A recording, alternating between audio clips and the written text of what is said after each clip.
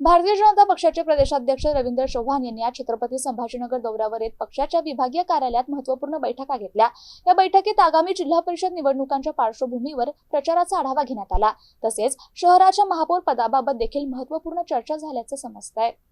रवींद्र चव्हाण यांनी दिवसभर स्थानिक पदाधिकारी आणि कार्यकर्त्यांसोबत सविस्तर चर्चा केली। जिल्हा परिषद निवडणुकीसाठीची रणनीती, प्रचाराची दिशा, बूथस्तरीय नियोजन आणि संघटनात्मक बळकटी यावर विशेष भर देण्यात आला।